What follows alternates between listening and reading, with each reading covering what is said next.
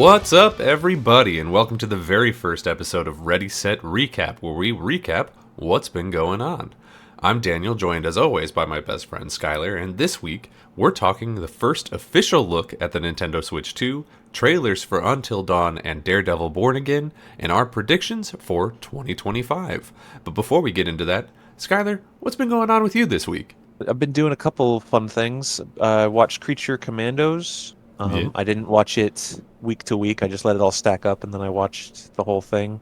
I've been playing Indiana Jones. Oh, yeah? Yeah, that's pretty fun. About how far into that are you? Not as far as I'd like to be. I'm still in Egypt, Okay. so I've got the last bit to do still. Although I think I'm almost done with Egypt. I got to Egypt a couple days ago, and I unfortunately haven't really had an opportunity to go back and play any more of it because I've been just busy with other stuff. Yeah. But it's a really fun one, so I definitely need to get back to that sooner rather than later. It's an enjoyable game.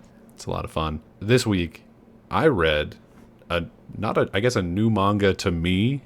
I think I told you about this a while ago, but our mutual friend Christian has a really good track record of buying manga for me because previously he bought me the first volume of Kaiju number 8, which then went on to become a really big anime that's probably popping up to be one of the new big shonen to replace Chainsaw Man and Jujutsu Kaisen whenever those die soon.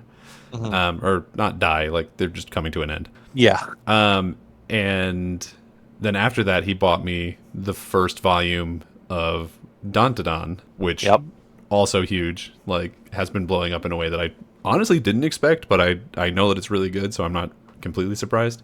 Yeah, that one hooked me immediately. I watched the season on Netflix, and then I went straight onto the Shonen Jump app and started reading it. So yeah. Yeah, it's really good. But so he looked at that and he was like, the last two things that I bought you have turned into huge anime.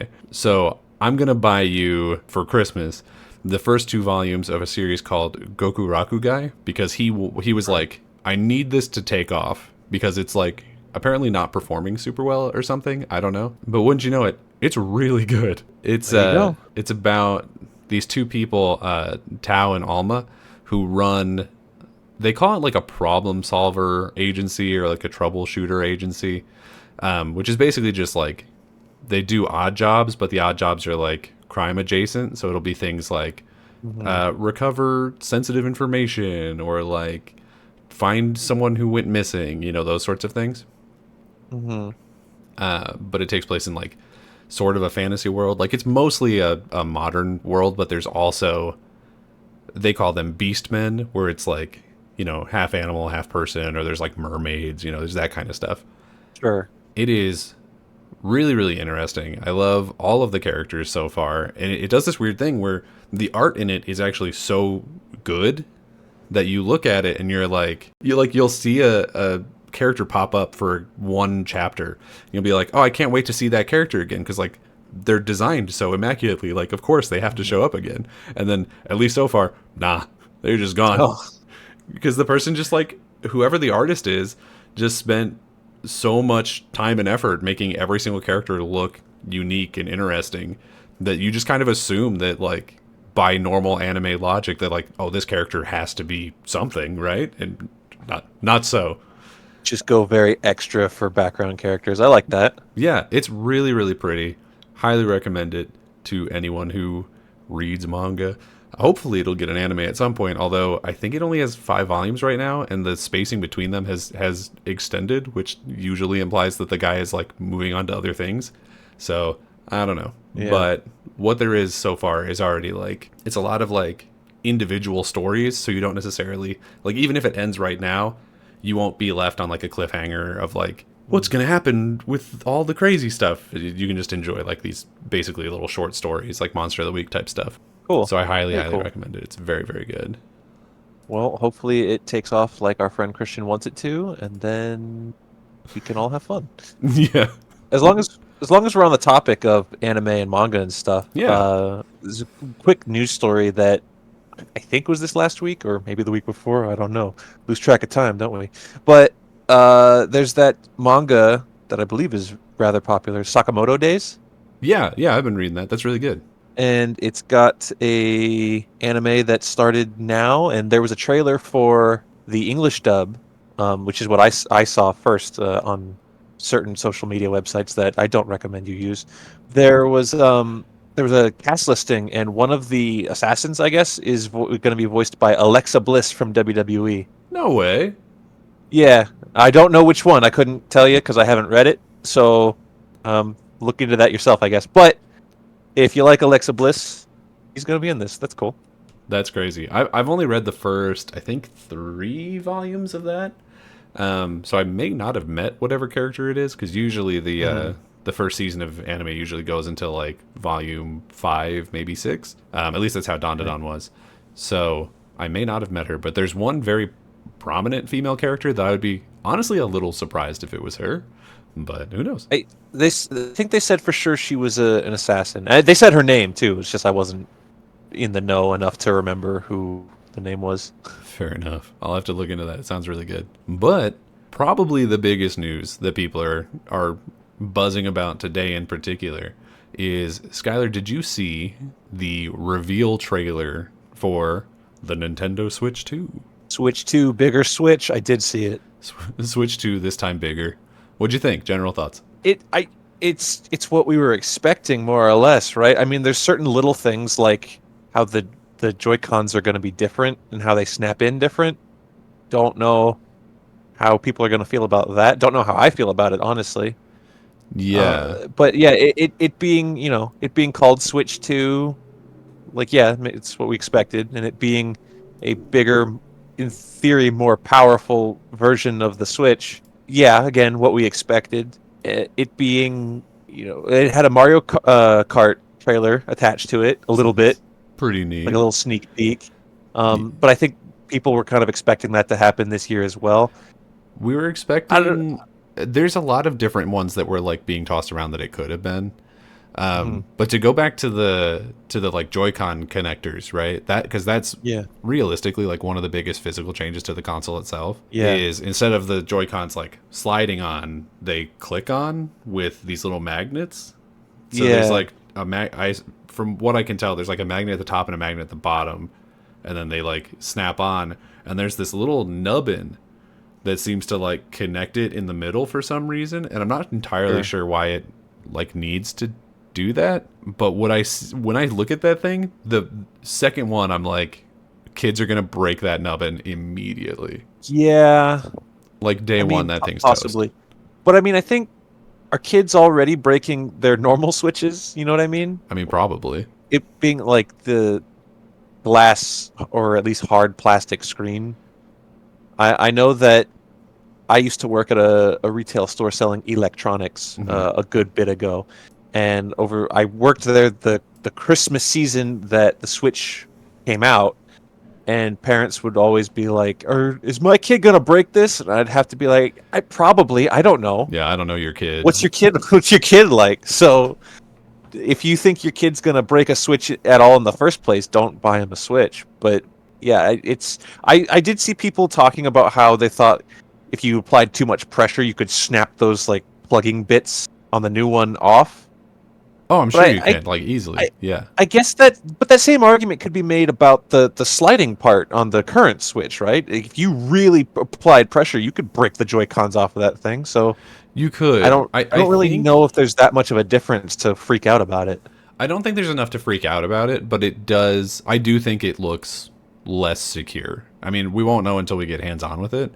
Yeah. But I think because the current ones have like that entire rail that would like secure it top to bottom along both sides, and this one just has the two magnets, and I don't know how strong they are. They have to be strong enough to hold it on, but I would be concerned, especially if I was playing like I don't know, like a Mario Party or something where you have to like spin one of the things really hard. Oh yeah. That I would just like throw one of the Joy-Cons across the room. But I don't know. Like, we'll have to see. I'm sure that they thought about that. Like, Nintendo, they're not like amazing at hardware, but usually like, I don't know. I've never seen it be anything that bad. You know what I mean? In my personal experience, they have a fairly solid track record. As if I can think about Nintendo hardware that I've had break on me, I mean, just personal experience. Like the like the original DS, like the hinge between the folding bit. I'm not an engineer. Whatever Yeah. that's called, the hinge. The hinge. It would get like really loose and then not stay up. Yeah, you had a But flaccid DS. I remember that. but even the 3DS, that wasn't really a problem for me ever. So it seems like something they turned around at least. And then I don't know, my Wii never broke. My Wii U never broke. I probably dropped the Wii Yeah. U pad a lot, and Well, the it Wii U, never I broke. assume, got a lot less play because it was just like generally not as Ah, enjoyable come on. to They use. put two HD Zelda remakes on the Wii U. You know I played that. That's fair. That's fair. I don't know. I'm in a weird place with it where I think it looks really nice. Like aesthetically, I love it's like got this like sleek black look. I like the little pops of color on the Joy Cons. I think it looks really nice. Mm-hmm. Mm-hmm. Even the dock is like a little bit more stylized with the rounded corners. That's nice. It's all Sure, nice. yeah. I don't see myself buying this like anytime near launch. I think I've talked to some other friends of ours about this, and they said it's not really a question of if I want to or do like will I. It's just like what's gonna be the game that's like, all right, I guess I'll get a Switch now. Yeah. Like it may not be at launch for sure, but eventually something's gonna come out and be like, all right, if it's bundled with the Switch, maybe now I'll do it. So I don't necessarily disagree with that.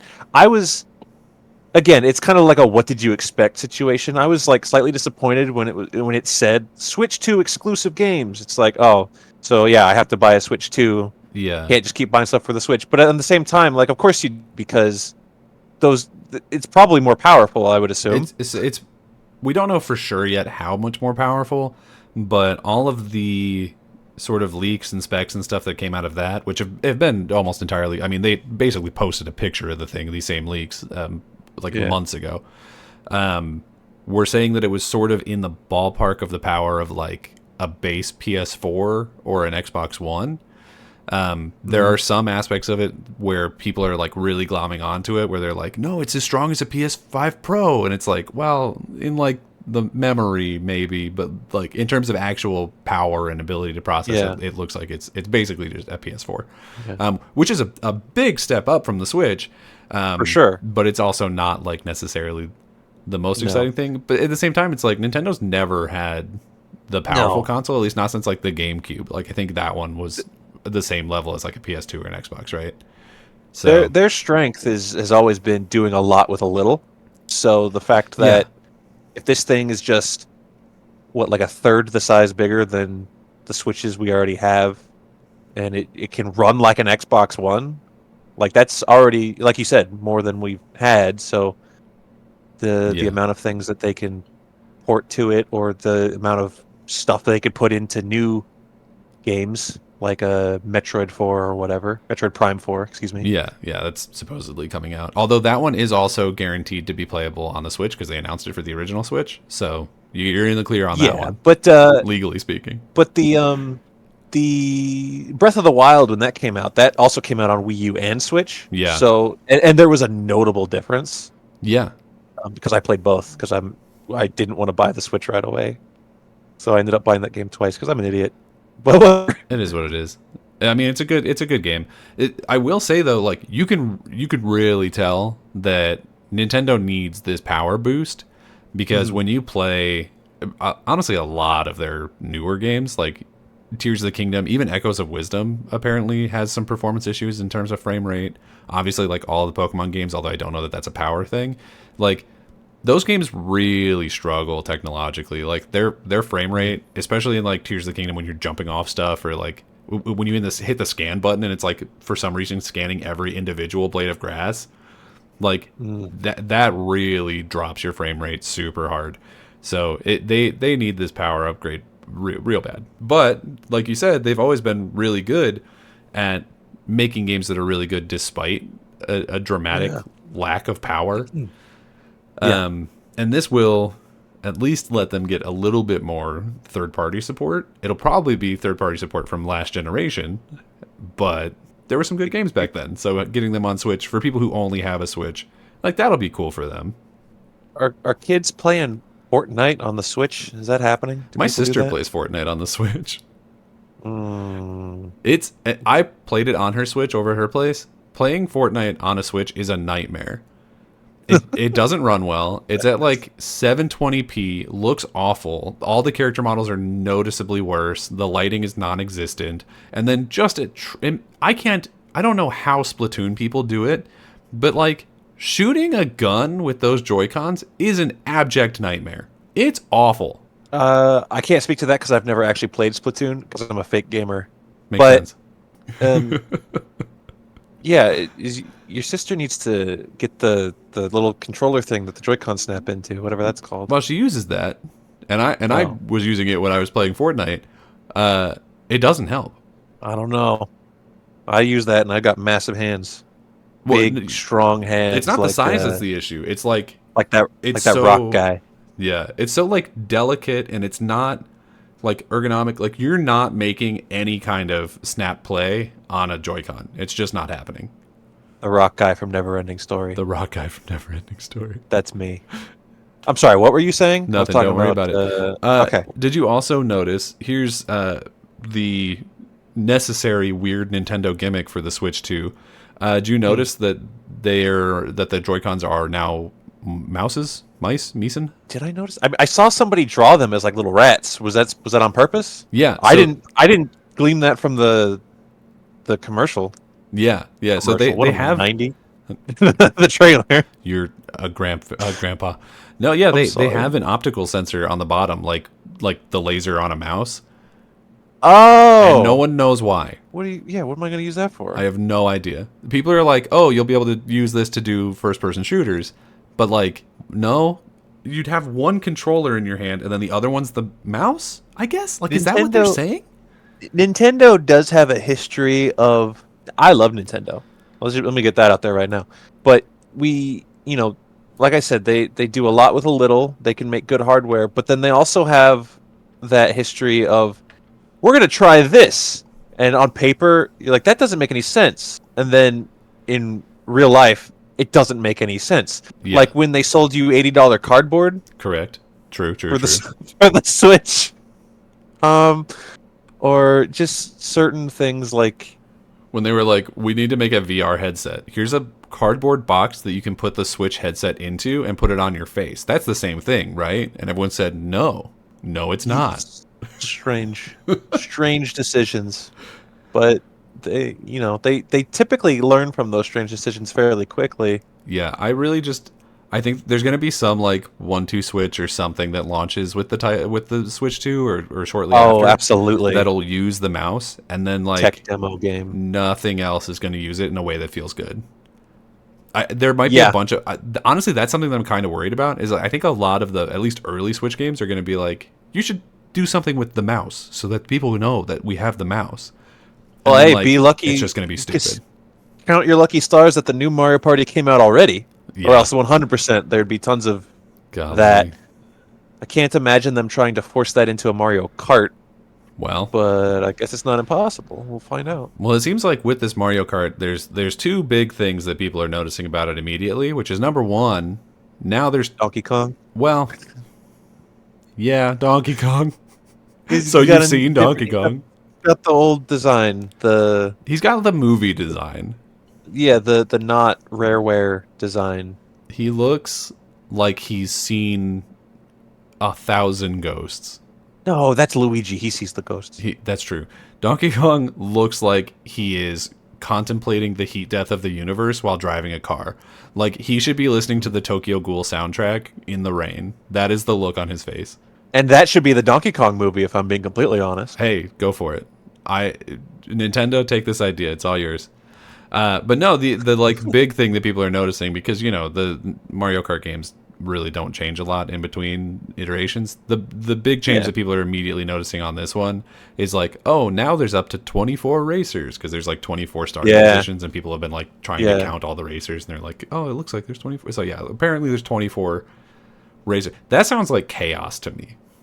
That has to be optional, though. I hope that has so. to be like a big. I mean, sure, of course, that'll be chaos if you do an online matchup with 24 different people of varying ages. But I think there will be like classic circuit type stuff where you can just do the 8 to 12 racers, whatever it is. God, I hope so. I don't know. I think even I with would be like, shocked if they make you play with 24. Are there even 24 characters? yeah, yeah. Someone counted them out while they were breaking down the trailer, and I mean, most of them are not interesting. It's like there's Shy Guy and there's Hey, Boo. don't. Hey, I will not be having Shy Guy slander on the first episode of our recap podcast. You leave Shy Guy alone. What's he gonna do about it? He's too shy. He can't talk. He can't talk to me. Oh, but you get them in numbers, they'll take you down. All you need is one turtle shell. You know how they love to line up. But no, it's maybe this is like me specifically because I'm not a Nintendo guy. Because you're a curmudgeon. Well, it's not. I guess it's less that I'm not a Nintendo guy, and it's more that the things from Nintendo that I care about are not the popular things. Like I love Fire Emblem and I love Xenoblade, and no one else seems to care except the guy who makes Smash Brothers. Yeah, yeah. So, but like a new Mario comes out, and I'm like, neat, cool. A new Zelda comes out, and I'm like, oh, okay, you know. Like I can't remember the last 2D Mario that people were going crazy over. Typically, the new Mario ones are like everyone's just like, okay. I think fine. like the last Same one I thing. remember was, I don't know if it was 2D. Was it 2D? No, Mario Wonder I think is technically 2D, and I remember that like reviewed really well, but I don't know anybody in my personal life who talks about it. You know what I mean? Sure. Like I don't even. Did you play it? I have not played it. Did Steven play it? No, I've already told you I'm a fake gamer. Friend of the show, Steven, he bought it, which means I probably have it because he doesn't even have his own Switch. Makes sense. Or he didn't at the time that he bought it. No. Hey, but you know what? Good thing we have an entire dedicated show to going through the years playing all the big releases that came out so we can play it eventually. Exactly. See, we thought ahead. But no, it's like I'm sure that there's going to be other launch titles, presumably like, you know, Metroid Prime 4 will launch somewhere around launch, and there's going to be maybe one, maybe two other bigger name ones launching somewhere in the ballpark of the Switch 2 launch. I know that it's hugely popular, but I look at the little bit of the new Mario Kart that they showed, and I'm like, I don't feel like I need that. Like, I don't feel like that's going to be different enough from Mario Kart 8 Deluxe that I need a second $70 game. Right. Yes, so... Like, am I crazy?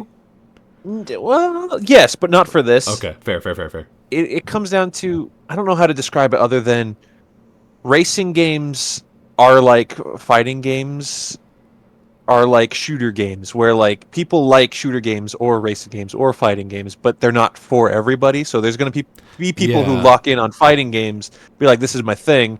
And it's just like, I don't know what I'm doing. Combos, what? So people don't, other people don't play them. Racing games are the same thing. But I think Mario Kart, because of the atmosphere, the music, and obviously the Mario characters, the Nintendo characters in general, it kind of, for a lot of people, not for everybody, but for a lot of people, it transcends just being a racing game because, like Smash Bros. Does for being a fighting game. Yeah. Where, like, people are like, oh, yeah, it's a video game staple. I've been playing this since I was a kid, so yeah, I'll get the new one. But am I in the ballpark where it's just like, new Mario Kart, I need it? Me personally, no. Yeah. But that's not to say I won't get it for, like, if it's, like, bundled with the new Switch, obviously, I'll play that. I'm sure at some point I'll end up playing it and enjoying it. Like I like Mario Kart. I'm not saying like Mario Kart is bad or it sucks or people who like it are dumb or whatever. No, it's like, just a thing where you can't. Well, some people can, I'm sure, but me personally, that's who I'm speaking for. No one else. I'm not gonna like sink 40 hours into it like when it first comes out. It's just not. But I don't do that with any. Like Mario type, like Mario Party, Mario Tennis, Mario Kart. It's all pick up and play. Like, hey, let's give this a fun little go. But it's not when you put in the context of if it's actually $70, just for a pick up and play type game. I don't think so. Definitely not at launch, anyways. For me, it's like I see that trailer and I'm like, oh, cool, Mario Kart. I like Mario Kart. I already have it. I'll go play that right now. Yeah. You know what I mean? 8 Deluxe somewhere. I mean, yeah, I guess, when was the last Mario Kart game that came out? There is one on the Switch. It is. It's 8 Deluxe. It's a Yeah. re-release of the Wii U version, but then they added like a Yeah. bunch of new maps and stuff after the fact. So it's been a while, Well, I mean but like, the most recent updates for 8 Deluxe have been they were like last year. But oh, strictly really? speaking, Mario Kart 8 is from like a decade ago. Yeah. Yeah. So putting in new maps, new characters, and having like a designated version on the newest console, Yeah. it makes sense. I understand. I think it makes a ton of sense for people who either don't have that Mario Kart or don't have a Switch. But Mm. at this point, the thing is sold so much that I don't know how many people that is. So Well, I I think think at this point it's just going to be like, I think it'll probably be bundled with the Switch, so a lot of people end up with it that way. And then I think it's going to be like people who are just like, well, I bought this new thing, I should buy the new thing that comes with it. And if the other launch title is like Metroid or Pikmin or something that like doesn't hit the right. people the same way Mario Kart does, then there'll be like, well, Yeah. there's Mario Kart, you know? Mario Kart's a crowd pleaser. But again, like kind of what I said a second ago of it is a pick up and play and a lot of people love it. And if like the only other version I have to dig out my last console to play, Well, that's kind of lame as. So as long as you have a version on every console, no matter what yeah. you're playing, then Well, people will be happy. and that's what makes me happy is that we now know. I mean, they already kind of said it, but now we know definitively that the Switch 2 is backwards compatible both digitally and physically with games from Switch 1. So you'll just be able to take your Mario Kart 8 Deluxe chip and just stick that thing right in Switch 2. That makes me happy too. Yeah, I would be genuinely pissed if I had to throw out all of the chips that I bought over the last 6 years or whatever. Speaking of, this isn't news, but it's kind of related to backwards compatibility. A Yeah. personal anecdote. So you and I are both fans of the Batman Arkham games, Correct. Huge nerds. and famously, the most recent installation of that series was Batman Arkham Shadow, only on the Meta Quest, whatever that is, Yeah. the VR headset. The Facebook VR headset. Yeah. So a couple of years ago, I bought my family a Meta Quest VR headset just to tool around on for Christmas, right? Oh, I didn't know that. That's Um, neat. Yeah, so we have that in the family living room. We tool around on it every once in a while. There's a couple of just like fun arcade style games that my brother likes to play and Yeah, stuff Beat like that. Saber. Yeah, that's one of them. That's the one that's the one that everyone's always like, yeah, no, Is I it- didn't waste my money on a VR headset. yeah, is that one free? I I don't don't even know. know. It's fun though. I've played it. It's really fun. Yeah, everyone has it, so I feel like it might be free. I don't even know. I didn't do it. I didn't buy it. But so I was like, kind of putting the piece together. I was like, I'm so mad that this new Arkham game, because I love the Arkham games, is on this VR headset. I don't want to play it in VR, and it's only on VR, and it'll never port to anything but VR because it was built for VR. But then I was like, well, hang on. I don't want to play it in VR, but I have this MetaQuest headset. So I looked into it, and I was like, okay, Batman Arkham Shadow, there it is. MetaQuest 3. It's like, what the hell is that? And then I looked at my thing, and it was like MetaQuest 2. I was like, what? They are putting out these like $600 headsets. Pardon me if that price is wrong, but I still, don't think it's far they're off if it putting- is. they're putting out these $600 headsets like they're iPhones, and they're treating them like new consoles with no backwards compatibility. And people are surprised that VR is dead. I don't even know. Absolutely insane. I don't even know what to say. Do you have anything to say about the brand new teaser trailer for the Until Dawn movie? Ho ho ho! A couple things. So it's so weird that this movie's happening. First of all, Yeah. so we played Until Dawn when it came out back in the PS4 era, Yes, we and I played think it we're both. at our apartment at college on Yeah, a we're both- giant CRT that me and Christian almost died lugging up 3 flights of exterior stairs. And it was powered by the cockroaches that lived at the apartment Correct. on little like hamster wheels. Yeah, like Yes, the I Codename remember. Kids Next Door. Of course.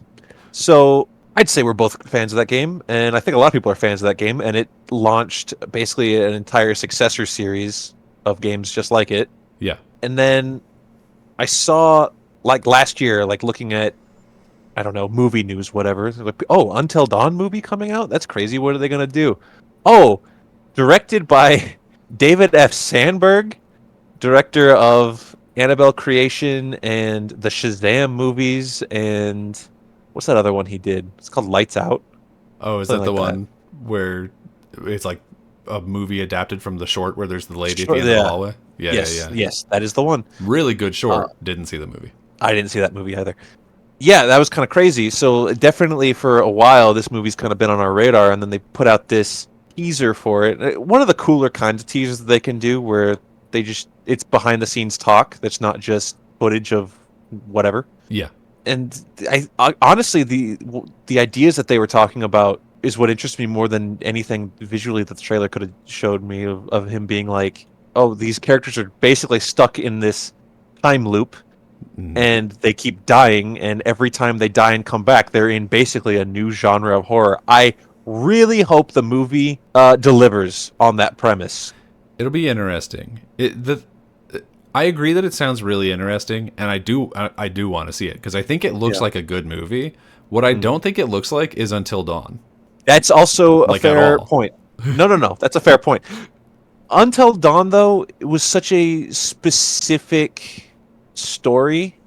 You know what I mean? And I'm not just talking about they fight the Wendigos, Yeah. but like, you know, that cast and then the decisions. I know that he's kind of what he said was they're trying to deliver on the time loop and different deaths. It's like a variation of the game mechanic where you can die anywhere. Yeah. But also a big part of Until Dawn was not just you can die anywhere, but the butterfly effect of choices. So I feel like it can deliver there. I don't know. I'm optimistic, I guess. But if it comes out and it's bad, then oh well, it's another bad video game movie. I'm not that invested.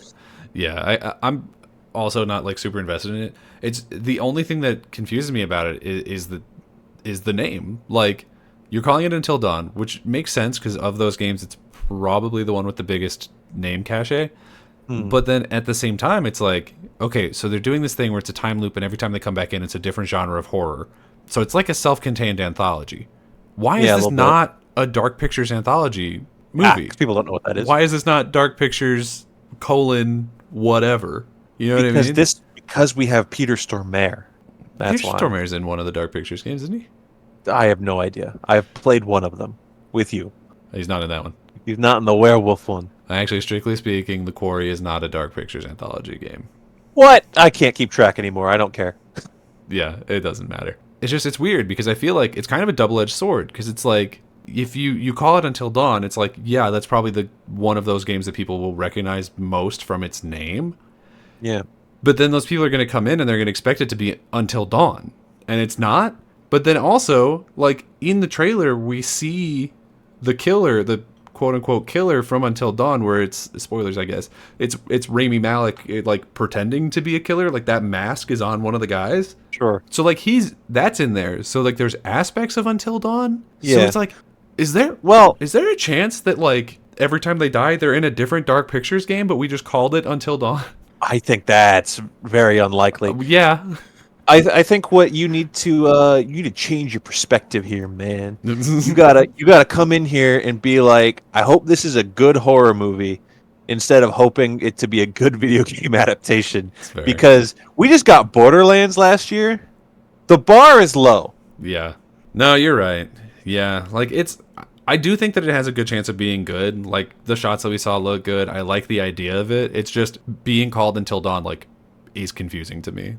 But he did say they have to survive until dawn. True. If you just say that it's an unrelated thing where they just happen upon the same name, honestly, it makes more sense. Yeah. What are the? Because the announced cast is nobody from the game. Yeah, from any of the games. Which definitely makes you think. Well, other than Peter Stormare.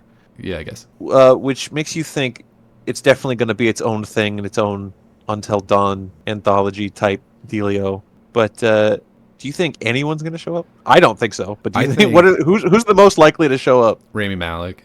No, I think Rami Malek is the most not busy. No, he's in that movie where he kills people with math or something. I don't even know what you're talking about, but I won't elaborate. That's fair. I don't see it being Hayden Panettiere, although she is the star of the game, so she would be the one that I would probably reach out to first.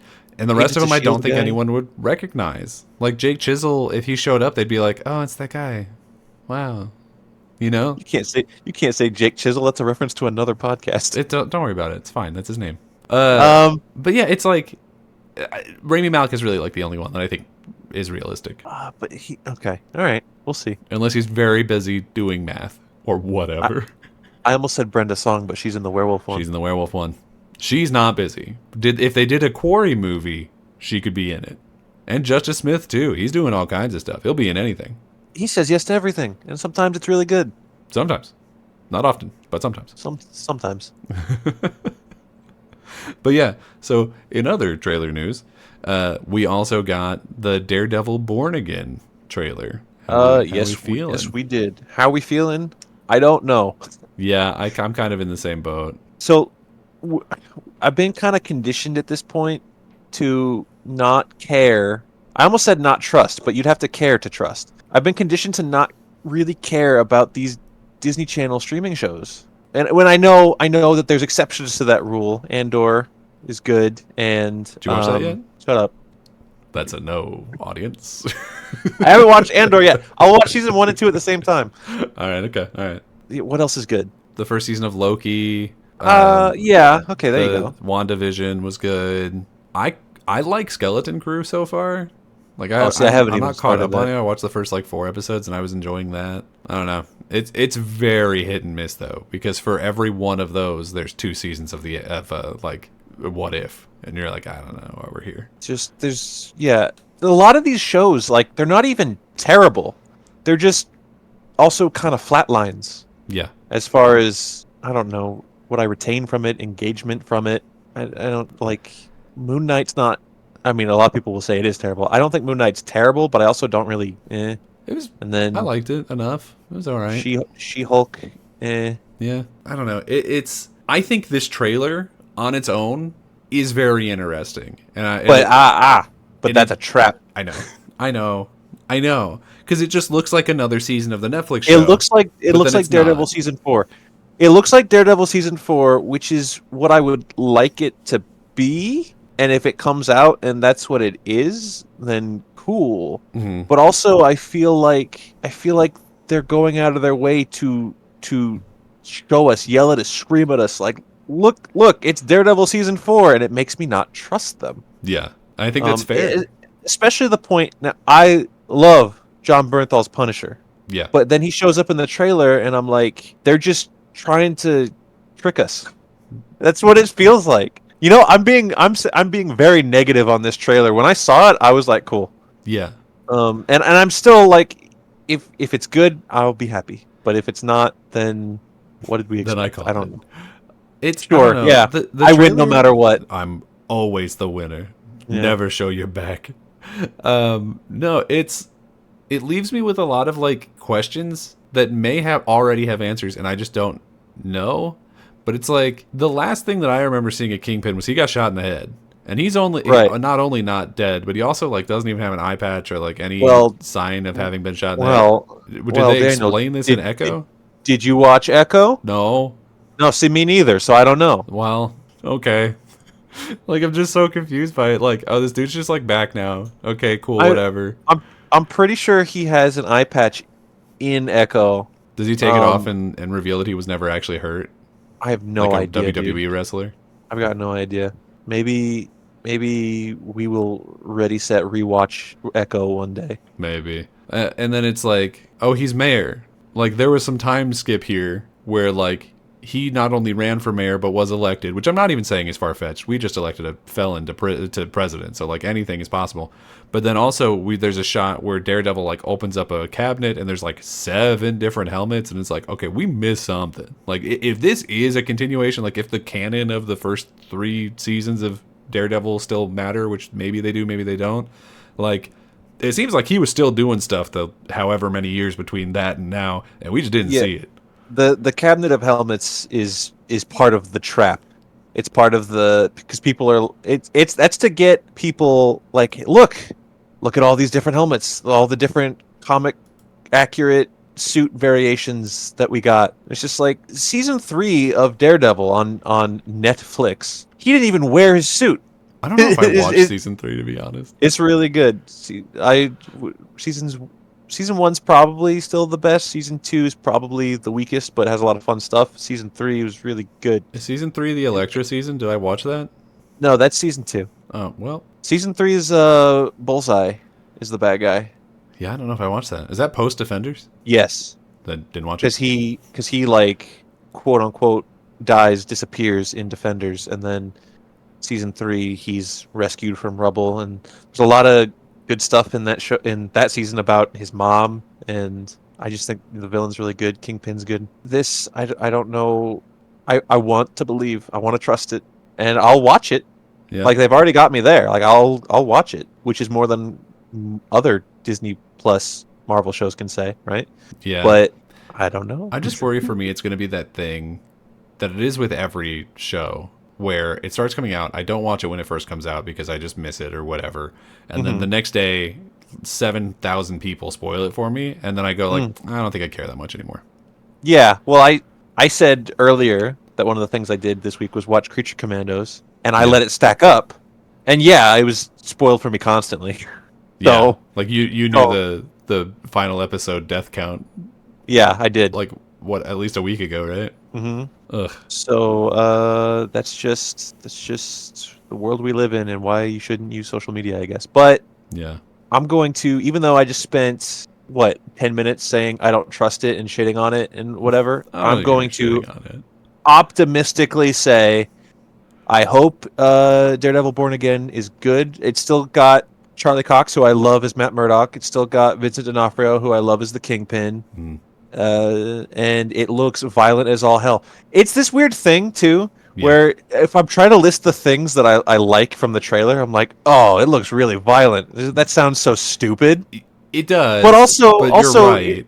Also, and it's sad to say because they're like the Netflix seasons were smart and not just dark and gritty, but had good character and writing to it and everything. So to say that I'm at this place where it's just like, even if I just turn my brain off, like Marvel conditions you now to like turn your brain off and just watch, and enjoy the big punches. Yeah. But then if I do that and I say, yeah, I just want to see Daredevil break that guy's leg, then I'm still an asshole because I'm just consuming product. It's like, you can't win. Yeah. I don't know. Here's the question. Do you think, because of what it is, that there is a hallway fight in the first 2 episodes? Yes. Okay. Then here we are, because it'll probably be cool. You wanted to do predictions at the end of this? That's one. There will be a hallway fight because they shot it and there wasn't a hallway fight, and then Kevin Feige made them reshoot the season and put in a hallway fight. That's another worrying thing. That could even be true. I know we're late to the game on this because our podcast basically just started, but this like whole show was reshot. True. Yeah. I think multiple times. And that's worrying, isn't it? It's never a good sign. It usually means that the story is going to be stitched together from like a bunch of nascent parts. Now I know that when there was stuff coming out about how it was originally and how like Karen and Foggy weren't in it and maybe they were dead. That was just a rumor. I don't know. It's just like, well, that sounds bad. I want the characters from the show to continue to be in the show. But then you reshoot the whole season. It's just like, well, that's weird too.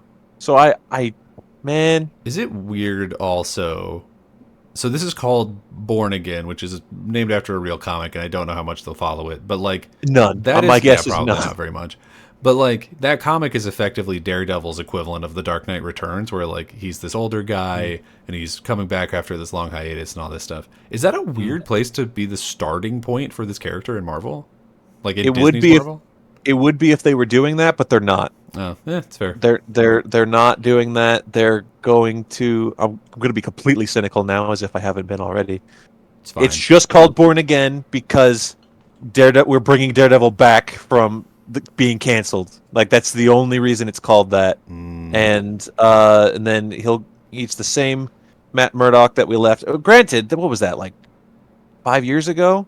So Daredevil and Charlie Cox have aged, so there's that. But I'm willing to bet, like, very cynically, that this will end with like a Daredevil Spider-Man team up tease, and then he'll go be in that new.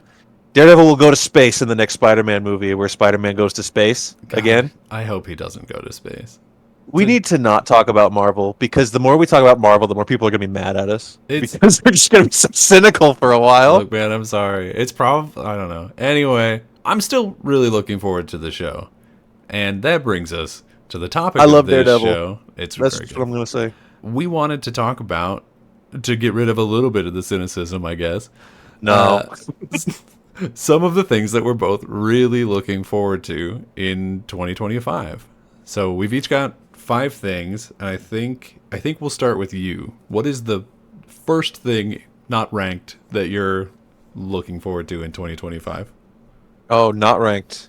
If you ranked them, that's fine. I didn't. I didn't. I only vaguely ranked them, but I feel like if I start with the biggest one, which the first one is the biggest one. Sure. I mean, if you want to save it for last, save it for last. It's up to you. No, I'm gonna do it now. Good. For the record, Coward. I left Daredevil off the list not because I'm an asshole who hates Marvel and wants to shit on it, Right. like I just did for the past 10 minutes.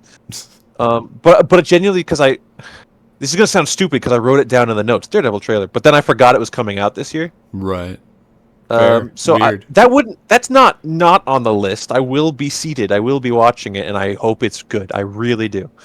So that's kind of on the list. But no, number one, it's Superman. It's Come on. That's also on my list. I put a additional one because I suspected that you would also have it on your list. Come on, But it's Superman. Superman looks so good. Like I'm to the moon excited for this. Like I'm really, really curious to see what James Gunn is going to do with this. I have larger concerns for like the way he's building this universe and what does that mean and whatever. But Yeah. I think this product will be very good. Like this movie will be very good, and probably that'll be the story throughout the James Gunn experience, universe, whatever we want to call it.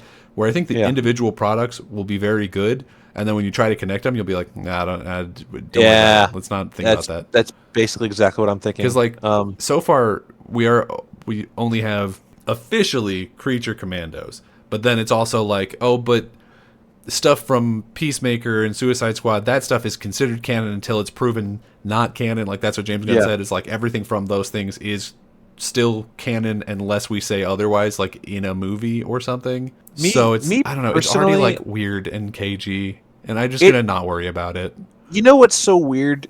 The fact that they went out of their way to say that we're doing this Elseworld stuff, like, oh, the Batman is still not part of this, and the Batman Part 2 won't be part of this. And there's also Joker 2, this movie is doo-doo. So, yeah, we have Elseworld stuff that doesn't affect the new DCU, but then we have these things that, like, Peacemaker, The Suicide Squad, and Creature Commandos are all obviously its own tight-knit unit, and yet I feel like James Gunn, because he made them and he likes them, he just wants to staple them on, even though they were originally made for the last thing, which I think is so odd, an odd place to start. Yeah, it really is. I don't know how much it's gonna like matter. Like there's so little of what happened in Creature Commandos that I feel impacts the outside world. Like the number one thing is that like if Cersei shows up in another like a Wonder Woman show or whatever, it's gonna be like, did you just get your ass kicked by Dr. Phosphorus? With a big burned face. Yeah. So like that's something. But everything else is just like a vision of a potential future, and it's like, who cares? The trick to it not mattering is watching them, how I'm going to watch them and how I think you're going to watch them, is you go one thing at a time and don't care. Yeah. Just this Superman movie looks good, and I hope it's good. Yeah. And then the Green Lantern show they're talking about sounds good, and great. I hope it's good. Got a mid-sized sedan in it? What more do you need? You know, maybe if we stand mid-sized sedan, you know we do. Yes. So yeah, just go one thing at a time. Don't. I mean, if they want to build the universe, that's their problem. That's not my problem. True. I didn't sign up for that. True. So yeah, Superman. I think Corn Sweat as Superman looks the part. So excited for him and Lois. What's her name playing Lois? Rachel Brosnahan. Yeah. The Marvelous Miss Maisel. A really good show if you haven't watched it. I haven't watched it, but very maybe I will. good. No one's been hotter, metaphorically or literally, than Nicholas Hoult right now. Dude's in everything, and he's great in everything. Mm-hmm. Should be a great Lex Luthor. I'm excited. The Guardians films are really good. James Gunn did really good. They are the best not only in the MCU, I would say. Maybe Captain America would be very close. Yeah, and I know a lot of people don't care for James Gunn's humor, and that's not going to go away, so if you don't like it, I'm sorry. But I think just as like space epic, space opera type stuff, those Guardians movies completely nail what they're supposed to be. And like he can bring hard hitting drama, especially in that third one. Holy hell! But I think Superman. We're gonna get a new Superman, and how can you not be excited for that? I didn't even Yeah. hate Cavill.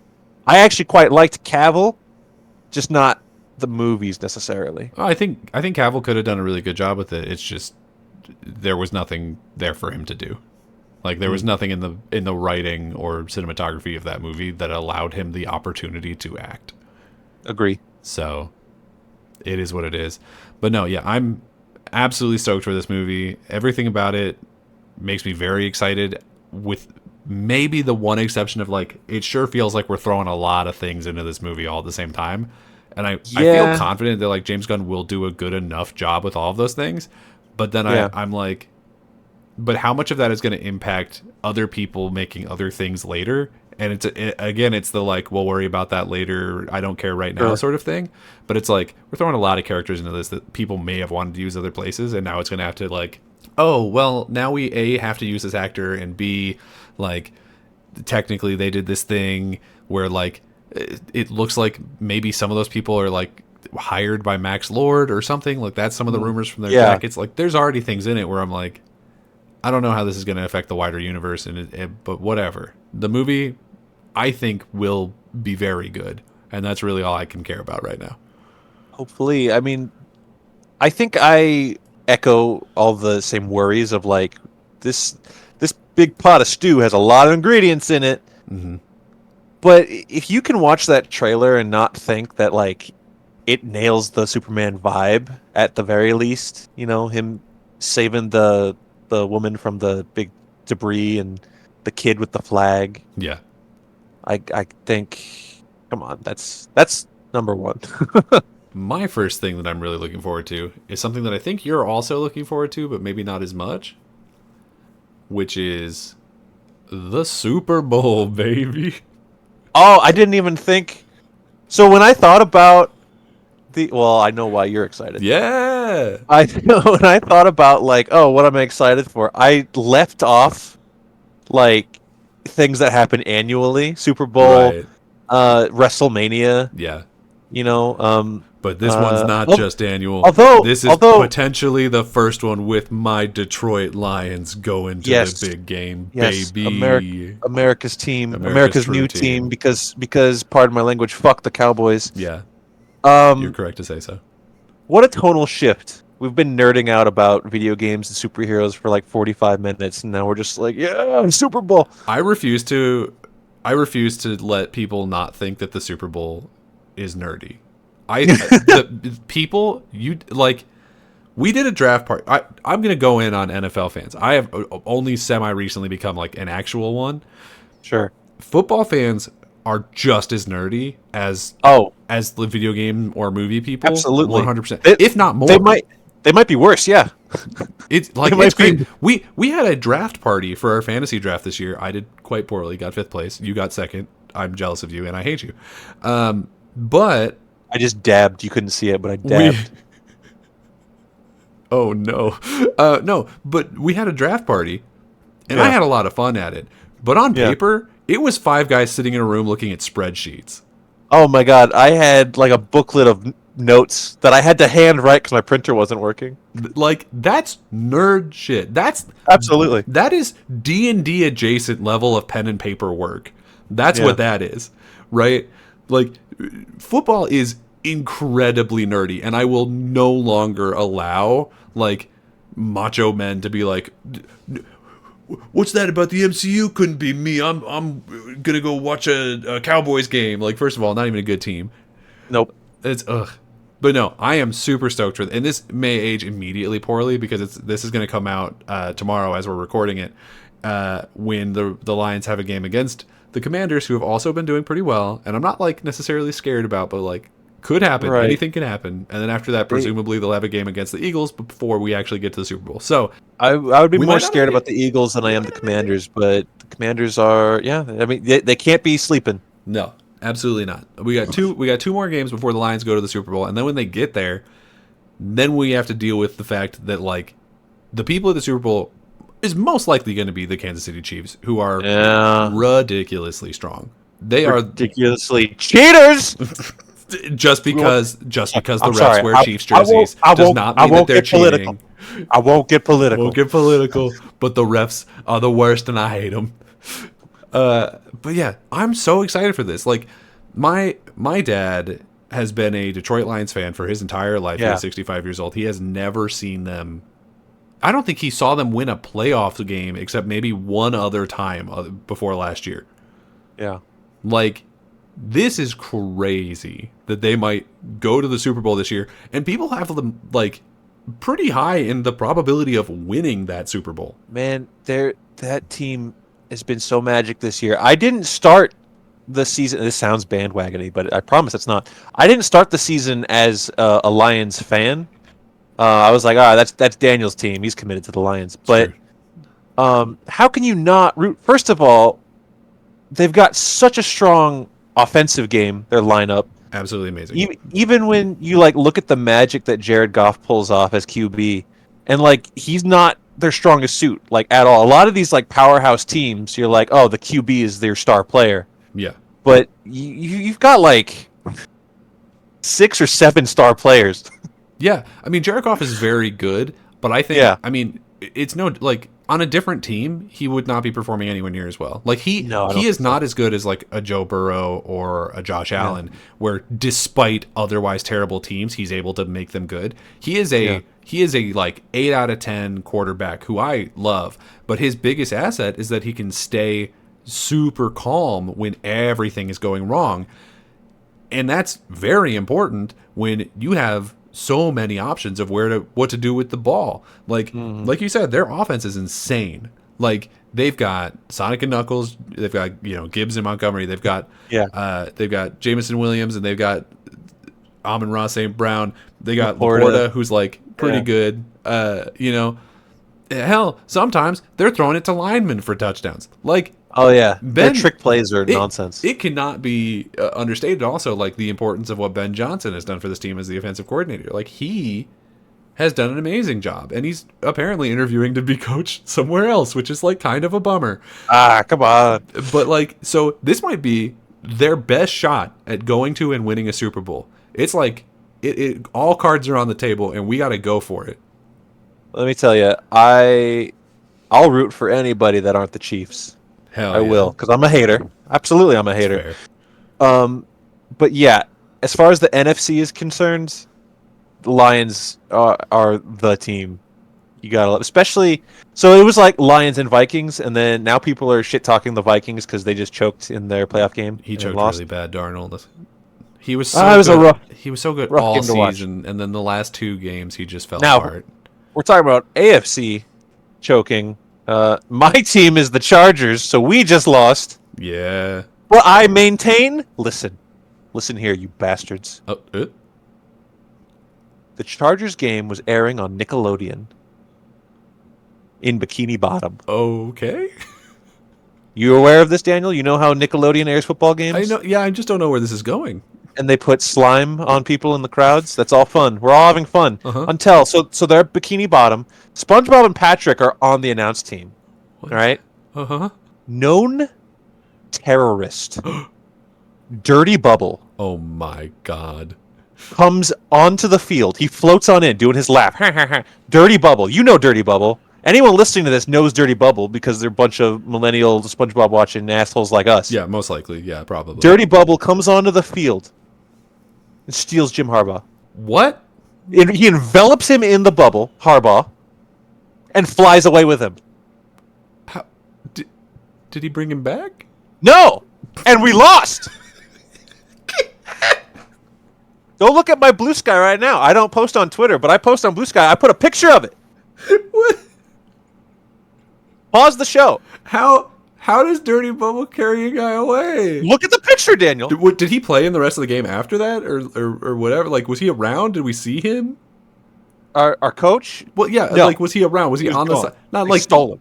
But Dirty Bubble after he stole carried our them coach. away on the Nickelodeon version of this broadcast, did we just ignore that he was standing there the rest of the night? I don't know what you're talking about, and I won't answer that question. Okay, no, that's fine. That's what I fine. know is we were up 6-0. Dirty Bubble steals our head coach. Uh-huh. We lose the game. Oh no. That's So you absolutely want hilarious. and the refs just watched. People in the audience just watched. No one did a thing. What do you think Dirty Bubble's gonna do? Do you think Dirty Bubble respects the sanctity of a flag? NFL fans don't respect the sanctity of a flag. Where were Mermaid Man and Barnacle Boy? Where were they? They were eating peanut butter It's their sandwiches. it's their job to deal with this. Our tax money goes to Mermaid Man and Barnacle Boy to fight Man Ray and Dirty Bubble and who else? Who else did they fight? That third guy? Yeah. We remember third guy. I can only think of the guy from the video game that's like not canon. It don't matter. Doesn't matter. You're just gonna let him steal our coach. And SpongeBob's like, oh, he's enveloped Harbaugh. Oh no, do something. He was a superhero that time. He coulda. What were we talking about? We were talking about the Super Bowl, and then you. Oh, and then I you think had it'll be great. War flashbacks to the Dirty Bubble stealing. Chargers lost because of a cartoon terrorist. That's my point. And He's a super villain. I think the Super Bowl will be great. I think it'll be a good matchup. I pray to God Yeah. that it's Lions versus Ravens or Lions versus Bills, something that I would like to see. Somebody in the AFC, please stop Mahomes and his devil magic. I would love But to other see, than that, yeah. I would love to see the Lions versus the Bills. I think that's the one that I want to see the most in terms of like because I also would like the Bills to win, but I don't want them to win this year. I think for me personally, I do want Lions Chiefs at the Super Bowl, and I want the Lions to kick Patrick Mahomes' entire ass. I want them to destroy this man. Now that Chargers are out on the AFC side, I'm really rooting for Baltimore because I'm a huge fan of Lamar Jackson and Derrick Henry. I think they're just magic. And Lamar Jackson have like a history of choking in the playoffs, though. And specifically, doesn't he have a history of losing to the Chiefs? You shut your dirty mouth. It's me, the Dirty Bubble. I knew it. The whole time. I knew I started a podcast with a dirty bubble. Yeah. No, but we also have a mutual friend who allegedly she's from Maryland. So if I thought she was from Maine. She's from a lot of places, depending on the story. Who knows? But we'll see. If the Ravens can win, that's cool. Yeah. That game is going to be the Bills-Ravens game this week is going to be one to watch for sure. It's going to be bloody. Hell yeah. What's your second thing you're looking forward to this year? Oh, right. We have a podcast. Yeah. No, we weren't just talking about the Dirty Bubble for fun. I mean, we kind of were. So this one is probably... it's high up there. I loved Season 1. I don't know if this is... we're not in order, so it doesn't matter. It's fine. Peacemaker Season 2. As long as we're on the DC subject for Superman. Yeah. That's DC's gonna supposed have to a be hell this of a year. year. Hopefully. Yeah. I really liked Season 1. It's John Cena's best role. I think it'll be good. I hope it sticks the landing. I don't know if Season 2 is supposed to be the last one. I kind of get annoyed with... It's unfair to say it's just TV shows, because when we do these universes, Right. these cinematic universes, which we already said we'd talk about Superman. I'm already checked out of the idea of that, just one at a time. But when we do these cinematic universes, and they're like, we're doing this movie and we're doing this show, but then the show does good, so they're like, oh, well, we'll just do another season, and then another season, and like a show is supposed to do. But then there's also no like real progression from that going forward through the universe that they're trying to do. It's an odd thing. Yeah. I'm not saying that I value the cinematic universe over the quality of the show. That's definitely not true. But basically, like, Season 1 of Peacemaker was really good. They were like, we're going to do a Season 2. That's when the Snyderverse died and the DCU was born, I guess. Yeah. So we have to switch over to that, but we still want to do Peacemaker, but then are we going to do another season after this? I have no idea. I don't know what they're planning on doing. I just hope the season's good. I think it will be. I think one of the reasons that they put James Gunn in charge of the DC universe was because of how good that first season of Peacemaker was. Like Yeah, it's the second. Honestly, now the Penguin show is out. It's hard to say that it's the best thing that DC has done in a long time. But Penguin was really good as in well. terms of TV shows, like it's up there. It's Mm. really really good. So I'm all for another season of that. I hope that they're able to bring at least most of that cast back together. Like obviously there's a couple who Mm. are dead. I don't necessarily need Viola Davis to be back in it because like I don't know if they're gonna be allowed to work with her. He Um, wasn't really in it that much to begin with yeah, in the first season, right? Just a couple like little cameos. as long as we've got Peacemaker, Adebayo, and the Mm. other two whose names I don't remember right now, but James Gunn's wife and the guy who broke his ankle real hard I did really like that he had like a crutch in in Creature Commandos. Creature Commandos. He's like, That made me I laugh. broke it, saving the world from an alien invasion. It's like, well, Not untrue. yeah, it's a stretch, but it's true. So my second thing, although it's the third thing on my list because you scooped Superman from me, Oh yes. is I'm very excited for Y'all In, baby. Yeah. All right. I was going to mention that when I briefly Woo-wee. brought up WrestleMania Yeah. as a All Elite Wrestling AEW, the alternative to WWE, I suppose. They are doing. I don't want to say one of their biggest shows. I guess they're doing a big pay-per-view here in where we live in the great state of Texas. Well, in the state of Texas, anyway. In the state of Texas. It's called All In, and we've been calling it Y'all In, and we, as well as a couple other friends, have tickets to go. We're going. Yeah, which is a lot of the reason why I'm excited. It's very clear why they've chosen to come to Texas. In that WWE can, well, they can still come here, but they've chosen not to because They've Texas, given Texas the middle finger. yeah, because Texas like requires them to accurately represent how many people are in attendance at their events, and they would prefer to lie about it. So they aren't doing that, and will no longer bring things to Texas for the foreseeable future. And so AEW is going, well, I see an underserved market, and me as that underserved market am very glad that they do. Yeah. Yeah. So, there's been recent stuff with AEW and I won't say their product, because honestly, I haven't been watching week to week. It's been pretty Um, good the last like 3 weeks. That's for any wrestling, though. Yeah. I don't know. I was underwhelmed by the last pay-per-view. I'm not shitting on AEW like I shit on many things. God, I'm such an asshole. The fact that it's coming in, this will be the first AEW pay-per-view that we'll be going to. We've been to television that's been here We before, went to like an episode of Dynamite / Collision. which had the Von Erichs on it, which was cool. I'm sure they'll be at this too because they were I at would be Ring of Honor. shocked. I would be shocked if they weren't. Yeah. Yeah, this will be a lot of fun. Bunch of friends going to watch the Graps. Yeah, and I mean, we obviously don't know what the card is for this yet because it's not until July, right? June, July, something like that. Ironically, I think one of the only things that's been teased or announced is that the man, the myth, the legend, Big Boom AJ of the Costco guys Yeah. is going to be back in Hell action yeah. and all in. Boom! I mean, look, I'm in. Why not? I think he's having. I'm sure it's going to be like a pre-show thing. So we'll have to make sure to get there early to see the Costco guy take a double chunk chocolate cookie out of I don't know, Jeff Jarrett probably. Oh, no. But I'm really excited for it. Like the idea, because right now, knock on wood, hoping that there's no like injuries or anything. Right now, like Kenny Omega's back, Osprey's Oh my there, goodness. Okada's there. Like, Yeah. like we are set for a couple of really good matches. Yeah. That's the thing, too. When the difference between watching wrestling on TV and watching wrestling there. Like I said, like, oh, this last show I was like underwhelmed for whatever reason.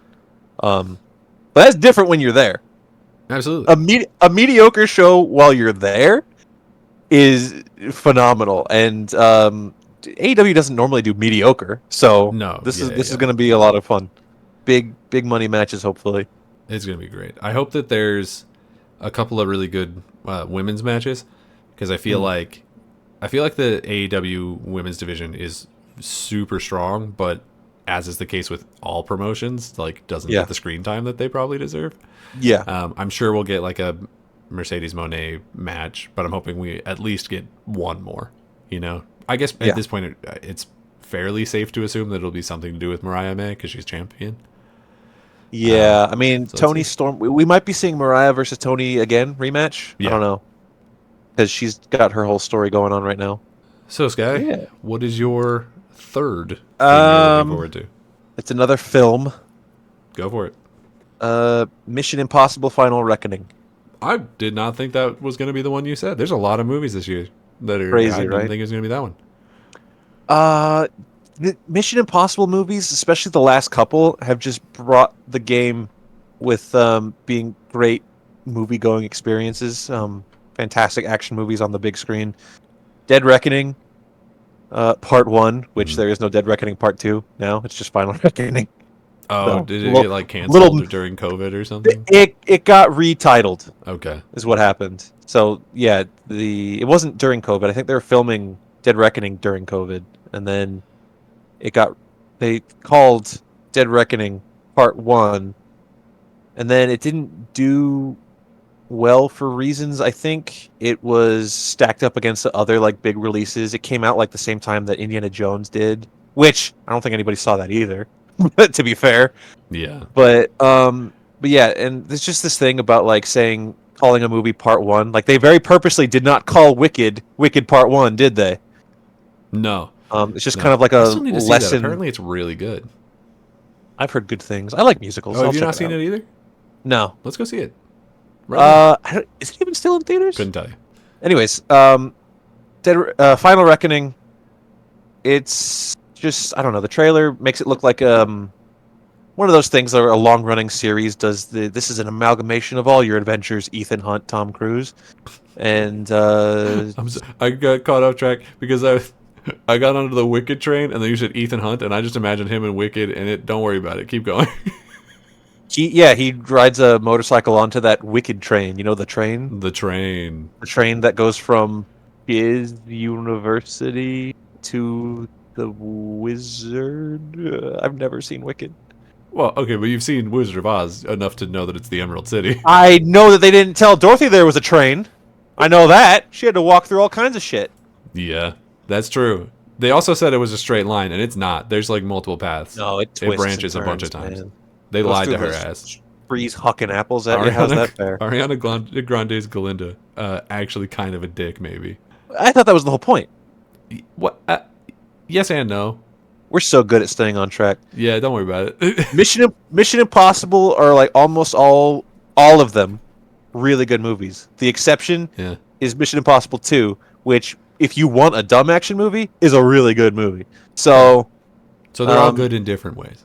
yeah. You know, I've not seen a single Mission Impossible movie. Not a single one of them. Mm. Not a one. The only thing I know about Mission Impossible is the dude does all of his stunts. That's crazy. Wow. Wow. And then I know Yes. that Henry Cavill cocks his arms in that one, and it immediately Oh, entered yes. male zeitgeist like nothing has ever before or since. Oh yes. Oh yes. That's all I know about Mission Impossible. The That's my Henry entire Cavill one's a really information. good one too. Oh, That's yeah? Fallout. Mission Impossible Fallout, really good one. I'll have to watch him at some point, but Yeah. not at this point. Henry Cavill, like he cocks his fist and he's like, "Oh, Tom Cruise, I bloody play Warhammer." Oh, that's my Henry Cavill impression. Oh, I'm gonna hit you with the custodes. Show us your army, Cavill. Stop Paint hiding. your models, Henry. Paint the models, Henry. Anyways, Mission Impossible. I think it'll be really good. There's a bunch of movies like from big franchises coming out this year that are like soft reboots, and I maybe I shouldn't say. I thought that some of those were going to be on your list. Like I was expecting the Jurassic Park or the whatever the other. There's a couple of other ones. Please have more credit in me than being excited for the newest I know Jurassic World. Worlds were bad, but this is a whole new thing with like new characters. I think this is isn't it? I think this is called Jurassic World as well, though. I couldn't Jurassic tell you. World. I don't have that knowledge. Is it called Rebirth? I couldn't tell you. I'm making that up. You tell me your next thing while I look up Jurassic World. So my next thing, number 3 on my list. Oh, Rebirth. Huh? It's called Jurassic World Rebirth. That's neat. That's something. It's nothing really, but it could be something. It's not, but it could be. I like dinosaurs, but that last one, man. It's All right, got go on. it's got Mahershala Ali and ScarJo. Like that's a good cast. I'm fans of them. Anyway, number 3 for me is a video game that you may or may not have heard of called South of Midnight. Have you heard about this? Do you know about this? I think I've only heard about it because we're doing that fantasy draft video games we think are going to do well thing, and you drafted that. I did draft it, yeah, because I'm very excited for it. But other than that, no idea what this is. No idea it existed. So, it's a game coming out of Compulsion or is it just whatever, a studio called Compulsion, which you probably haven't played their other games because they weren't big in any way, and also like honestly the last one was pretty hit and miss on whether or not people liked it, but it's called We Happy Few. It was that one with like the creepy white mask and like it was British themed, you know what I'm talking about? Okay, I'm familiar with it. So it's from that same studio, and they've always had phenomenal concepts but just like didn't have the ability or the money to make those concepts reality. Well, since that came out, they were purchased by Microsoft and have started showing off this new game called South of Midnight that focuses on a girl from like, it seems to be Louisiana, like definitely the South, but it's got that like Southern Creole mysticism, you know, of like, right, yeah, and it looks really really good. The art style of it is this sort of I don't want to say stop motion because that's not exactly right, but it has like an intentionally like slower frame rate in sort of the same way of like Across the Spider-Verse. Okay. And the game is like you're playing as this girl going through and like cleansing the swamp of all this stuff or whatever. I honestly, there's a lot going on like visually with it that's doing a lot of the heavy lifting, but it seems very cool. I think it's going to be sort of for the same crowd that the Psychonauts games are for. Oh, if that makes sense, because it has that same like action adventure with platforming thing to it. Like that's what the gameplay looks like from what we've seen. So I'm looking at images. It looks phenomenal. Like there's a big alligator. Yeah. So that guy's name is like Two-Toe Tom or something, and he's like a legendary gator of this swamp or something, and it just seems so cool, and I'm very much looking forward to it. And I think it comes out like next month. Like it's soon. Damn. So I won't have too long to wait on that one. But Sky, what's your 4th one? Another movie, because that's the guy I am. Jurassic Park? No. 28 years later. Oh, okay, all right. I know I've seen the first 2, but I have not seen anything about this one. Not even the trailer?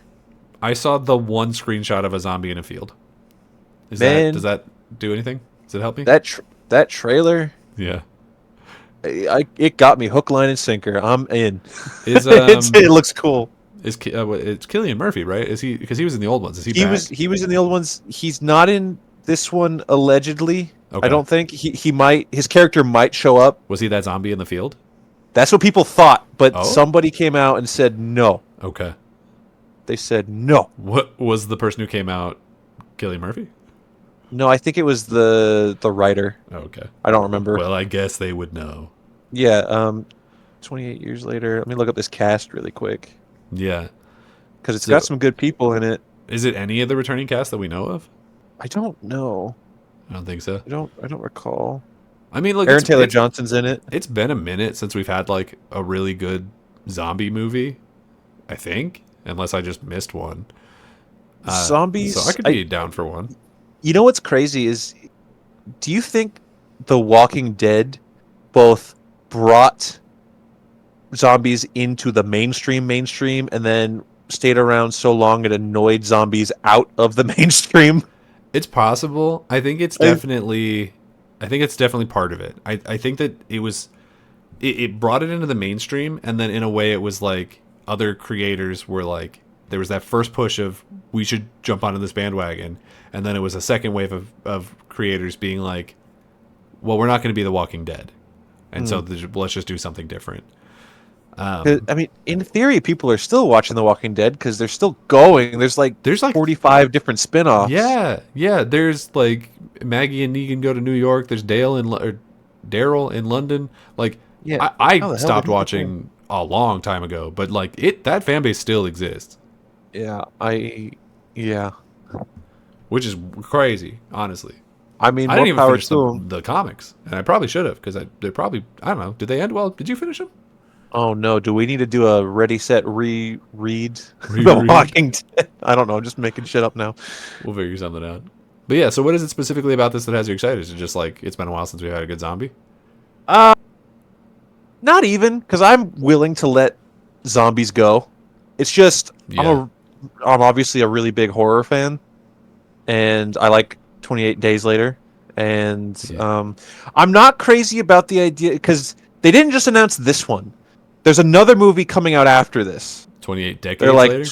20. No, it was like 20. It immediately kind of like takes the wind out of the sails. What's it called? Hang on. 28. 29 years later. I don't know. You're thinking too normal. Oh. You're not Hollywood enough. Sorry. Yeah, okay. All right. Here's how it goes. So 28 days later, 28 weeks later, 28 years later, and then next year there's supposed to be 28 years later, The Bone Temple. Okay. So I don't know if I'm signed on for that. So it has to take place in the same calendar year or we riot. And also, the hell is a bone temple? What does that We don't. mean? I guess we don't find out. I don't know if I want to find out. I'll Well, watch I think. Years. I don't want to. I mean, 28 years later is directed by Danny Boyle as well, like the last ones. But the Bone Temple is directed by someone else, Nia DaCosta. I don't want to go to the bone temple. I don't think I'm welcome there. Yeah, I don't feel comfortable in the bone temple. yeah. I don't know what to tell you, man.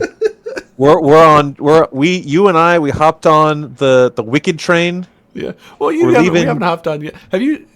We're leaving. We from can't go Shiz- back to Wicked. We've been forcibly boarded onto the Wicked train We have held space for the at lyrics gunpoint. of Wicked. and we're holding space on that train being sent straight to the Bone Temple. Oh And no. that's the trajectory of us and this show. that's and where all the- those who listen to it. That's where the train goes. It goes from Shiz University to the Bone Temple. Yep, that's Dear where we're going. God. Anyway, so my next thing I'm excited for has hopefully nothing to do with a Bone Temple. It's Hollow Knight Silk Song. Yeah, if that happens. Yeah, it's so I feel 60% confident that it's going to come out this year, which is the highest I felt confident in ever. But still not super confident. But if it comes out, I'll be very stoked for it because Hollow Knight is genuinely like a top 5 video game all time for me. Easy. Mm. It is so good. Every single second of Hollow Knight is like perfect. And it was made by 3 people. Yeah. Team Cherry, at least at the time that they made Hollow Knight, was 2 dudes and a third dude who did music. And that was it. That was the whole crew. That's the dream. And they put out one of the most amazing video games I have ever played in my life. And shout out to the music guy especially, because the music, oh my god. Yeah, for sure.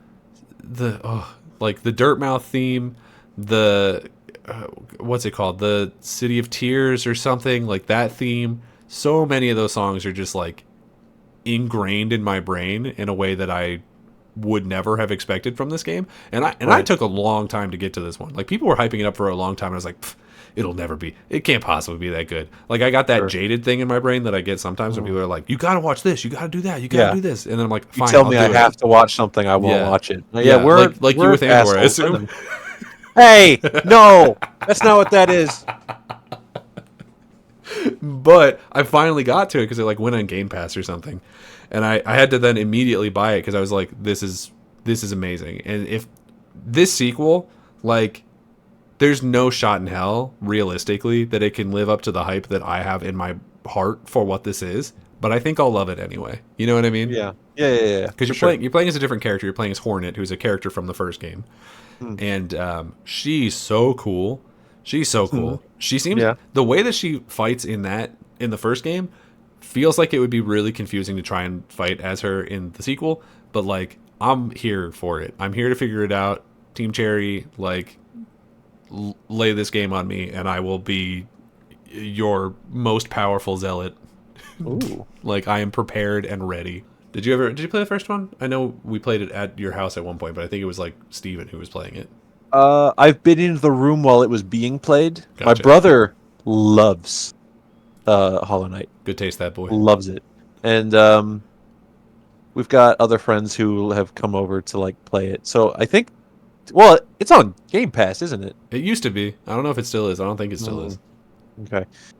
So yeah, it's one of those things where because I'm a big pansy, I've been like, oh, it's hard. I'll just watch you play it. I have not personally put hand to controller, although I will one day because it's an amazing game. We'll get to it on RSR at some point. Mm-hmm. But yeah, so what is your fifth and final thing you're looking forward to in 2025?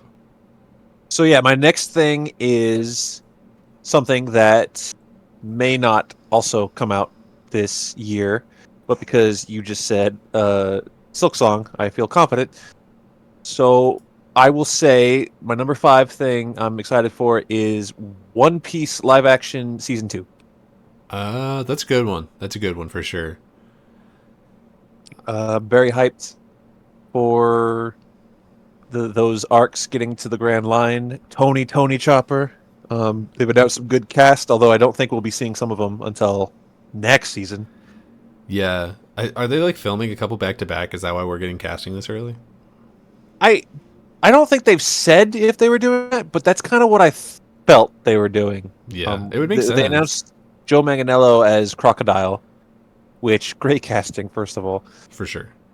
And yeah, he obviously won't. I think season 2 will end after Drum Island, so after we get Chopper on the crew, then yeah, that would make sense. Start doing all Alabasta adventures for season 3.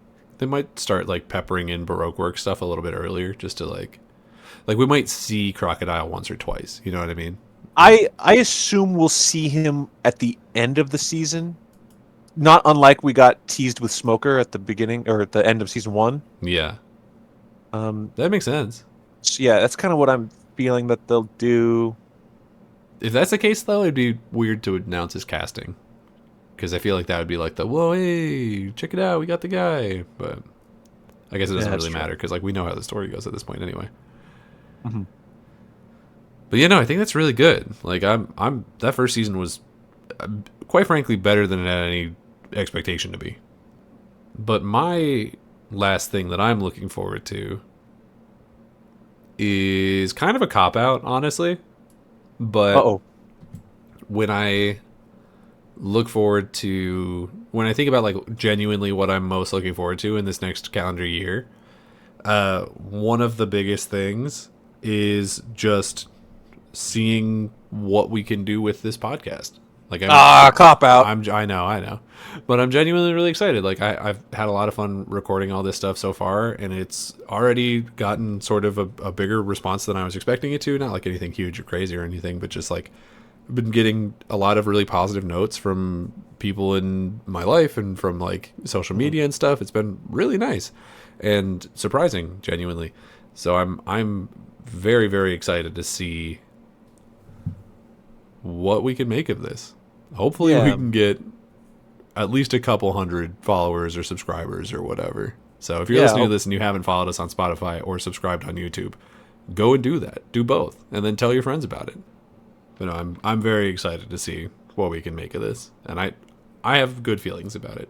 I agree. Happy to be here. The very last thing that I have on our sort of syllabus of things to do this episode is I wanted to get 2 predictions of just like things that you think might happen this year that could be fun or whatever. So, can I get your first prediction for 2025? Yeah, I was struggling to think of predictions. In fact, I flat out forgot to get predictions before we sat down for this. So, off the top of my head, the only 2 predictions I could really think of are both wrestling related, kind of. Oh no. But one is a big news story, at least, so it's worth talking about. Right. So my first prediction: there is a pro wrestler in the WWE. His name is Seth Rollins. Seth freaking Rollins, if you're nasty. Oh. He, a long time ago, as long as it's taken to make this movie, has been cast in a film coming out in like a month. The new Captain America, Brave New title, whatever it's called. There's set photos of him in like this big leather jacket. I think they were saying he was supposed to be someone in the Serpent Society or something like that. And then they announced he's been cut out.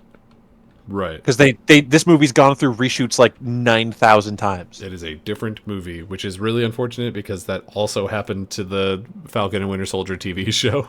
Oh yeah, it did, didn't it? So yeah, so they announced that they did more reshoots, and Seth Rollins was back in.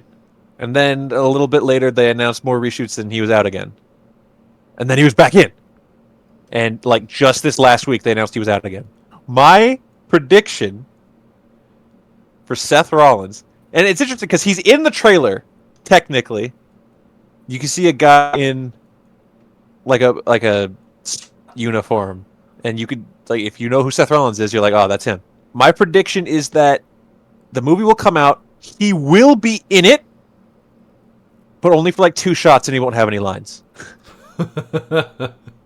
So you think he will be he'll be in Captain America to a lesser extent than Roman Reigns was in Hobbs and Shaw. He will be relegated to a thug in a mask that gets kicked by somebody one time, and then he's gone. Yeah.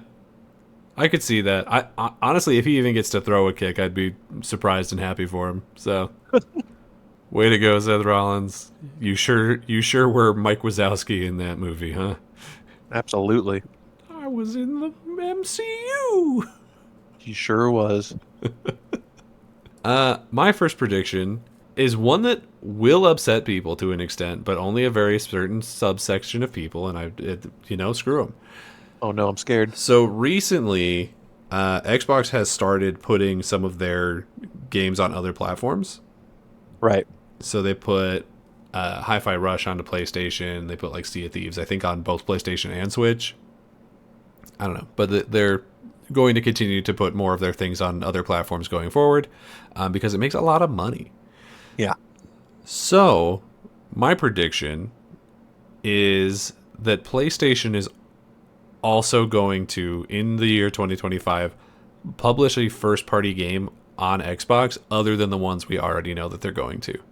So PlayStation is actually, ironically, like kind of the first people to publish their games on other people's platforms because they've been publishing MLB The Show on Xbox for like 3 years now. Right, yeah. And not only have they been publishing it on Xbox, they've also been putting it into Game Pass on the day that it launches.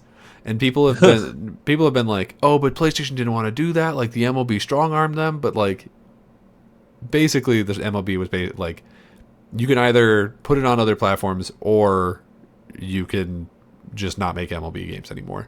And it's like, Sure. okay, so they could have pivoted that game. They could have done what FIFA has been doing, or what like NCAA had been doing for a long time, of just like, we're still making a baseball game, but it just can't have the branding, you know? Yeah. Like, they had a bunch of options, and they chose, we're going to keep MLB, and we're going to publish it other places. And then on top of that, it's also like they're publishing a bunch of other things. Like, we know that Bungie's next game, Marathon, is going to be on Xbox. We know that Death Stranding just came to Xbox, and so presumably Death Stranding 2 is also going to come to Xbox. Although that one, people have also like jumped through hoops to be like, that one doesn't count either, because like Kojima still owns that one, so they were able to be like, Kojima pushed for it to go, and it's like, okay, whatever, dude. I'm sure that PlayStation hates all that extra money they're getting. So my theory, my prediction is that they will find some other loophole to publish another one of their first-party games onto Xbox, and it will probably upset people. I think the most likely candidate for this is probably Spider-Man. Ooh. Because I think Spider-Man, they can be like, oh, like Disney made us do it. Like, they can pretend that it was somebody else again. Sure. And also, like, quite frankly, those games are really good and make a ton of money. But they have to give so much of that money to Disney that like it probably makes a lot more sense financially for them to publish it in as many places as possible. Yeah, yeah, yeah. So I Pretty think that's crazy. the most likely candidate. I don't think it's going to be a new game. I don't think like Wolverine is going to drop in 2025 and it's going to also launch day one on Xbox. I think we're looking Sure. at like a timed exclusive situation. Yeah, yeah, yeah. And I think this is going to just continue being the case going forward, where I think both Xbox and PlayStation are going to publish the majority of their games on other platforms, but just like after a while, like not day one necessarily, because it Yeah. just makes the most sense financially. Like no other media locks their things to one specific platform and is like, this is the only place you can get it. Disney like tried that with movies forever ago and got sued for it. Yeah. So they can't. I don't know how video games have managed to get away with it for as long as they have, but like honestly, it just makes more sense for them to publish their things as many places as possible. And I think it will happen this year for PlayStation, and that people will be very upset about it, and they'll be like, "Not my PlayStation! I can't believe that they would do that." And then PlayStation will be like, "Yeah, well, we made $400 million more, so Dude, there's other stuff going on you might want to pay attention to other yeah, than video game company publishes video game. yeah, absolutely ridiculous." But what is your second and final prediction for the year 2025? Well, this one is a question that's going to lead into a prediction, hopefully from you as well. Okay. And again, it is wrestling based. So, last year, almost a full year ago, is that right? Was it WrestleMania? Maybe it wasn't WrestleMania. Last year, 2024, John Cena comes out on a WWE show and he announces that 2025 will be his last year wrestling. Like his last match will happen in 2025. He also made it clear that that does not mean that he's retiring at WrestleMania 2025. Just he'll have his last WrestleMania match, but then his last match will be later. And so everyone was like, "Oh man, Cena's retiring." I mean, we knew it was coming, but yeah, let's kick off the Cena retirement tour. Let's get one, like people were pulling like, let's get one last world championship on to Cena before he goes. Right. And then it's been radio silence. I mean, he's been busy, obviously, filming Peacemaker season 2 and doing other movies and such, I would assume. But yeah, he hasn't wrestled. We're now in 2025. Like, okay, we're in the John Cena's last year. So when does it start? So hopefully it kicks off soon. So I guess my question leading to prediction would be, like, what do we think his last WrestleMania match could be, and what do we think his last match period could be, if they're two different things? I think, and I don't know which order they do it, but I think they would want to do, if those two are two different matches, like they're supposed to be, WrestleMania and then his last match ever later in the year. One you would think would be Cena going up against a young up and comer, and one would be Cena kind of playing the hits, like redoing an old rivalry. Now, redoing the old rivalry, I think there's two options people would be most happy for, and that would be Randy Orton or CM Punk. I think the biggest one would be Punk, and that's only because, like, yeah, Cena and Orton back in the day were like the end-all be-all rivals. They fought all the time, but it's because they fought all the time. I mean, Cena and Punk fought a bit too, but like they have their very, very famous rivalry, like Punk retiring with the title, coming back, them both holding up the titles, all that stuff. I would be not surprised if his Mania match was against CM Punk, because I think the tradition in wrestling when you retire is to go out on your shield. You lose your last match. Mm-hmm. There have been people who have won their last match, broken that tradition for better or for worse. I think Sting, when he retired last year, was a good version of not doing that tradition. I think people wanted to see him win that one. But it would make sense for Cena to, at WrestleMania, replay a big hit. So like Cena versus Punk at WrestleMania. Cena can win that. Doesn't hurt CM Punk. And it's a big WrestleMania thing. Cena wins his last WrestleMania. And then later in the year, maybe SummerSlam, Survivor Series, if it goes that far, who knows? Cena versus a young up-and-comer. That one I'm kind of struggling with. They've already attempted something similar, like when he lost to everyone's least favorite Austin Theory a couple years ago, which didn't help Austin Theory at all. So I don't know. I would say, okay, I think mine is going to be WrestleMania. He takes on Gunther for his championship, That would be good. and he wins. I would not dislike that. And then he takes that championship and he holds it until Survivor Series. When he drops it, it's his real Oh, he could even do a thing where he holds up the title on Raw or whatever, and he says, "I will not retire until this belt is taken from me." That'd be kind of cool. Yeah, and then he holds on to it until Survivor Series, and he'll drop it to. He holds it until Survivor Series, and then he drops it to like one of the DIY guys, whether it's Ciampa or Gargano or something.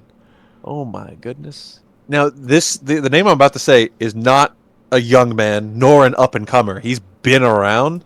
You want Triple H to take it from him? But what if you dropped it to Finn Balor? Be good. Yeah, I mean, I'd be excited for that.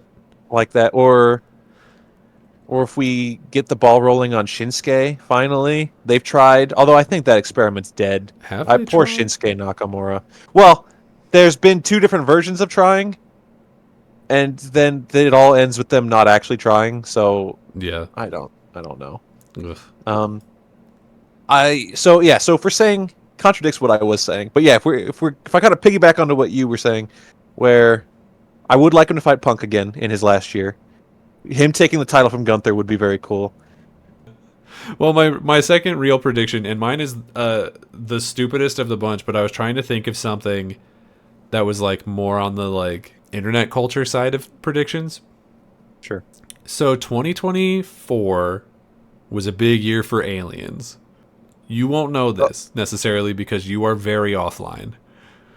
But it was a big year of like, oh, the Mexican government has announced that like aliens are real, and then they were like UFOs are real, and then like all of these things kept happening where they a bunch of the internet like I do remember that. I remember Mexico saying we have aliens. Yeah, and they showed like the body of a skeleton, like an owl or something, and everyone was like, "Oh my god, aliens!" Right? Okay, so like I'm not saying that the aliens are real, but like when you said big year for aliens, I thought you meant literally a new Alien movie came out, and then Dan came out. Well, okay, that's also true, but no.